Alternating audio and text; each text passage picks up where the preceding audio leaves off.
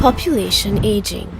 We've already talked about how it can challenge Sri Lanka's developing economy and how critical tools like the NTA can help policymakers in the country adapt to the trend.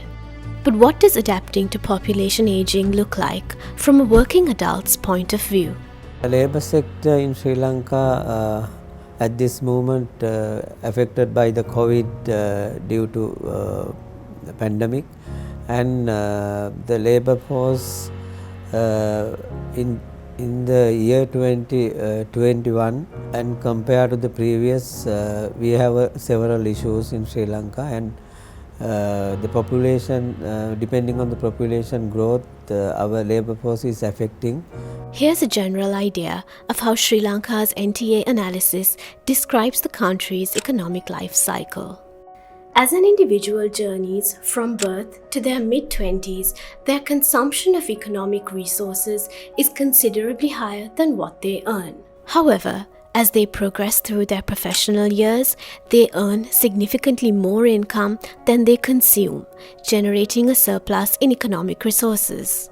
Parts of the surplus are reallocated to fund the deficit of more dependent age groups in the cycle. Finally, as they reach retirement age, the individual's capacity to bring in income drops well below their level of consumption. And this is where the problem starts.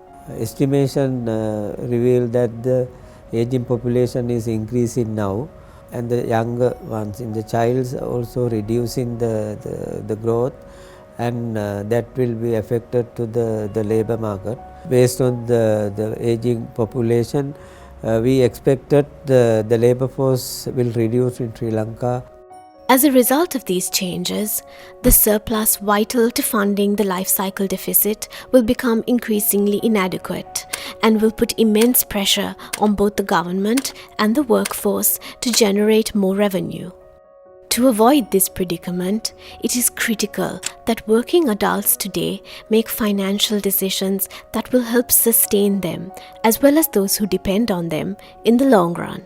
We need to aware the people and also encourage younger ones during their earning age to save money and investment for a longer period.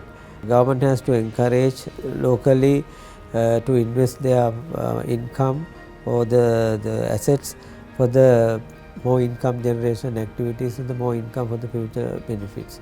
Government has already took a decision to increase the retirement age of the government sector from 60 to 65 age, as well as already done the private sector retirement age from 55 to 60.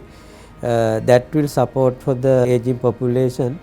They can work another 5 years and save, and at least they can earn money even the latter part of the age.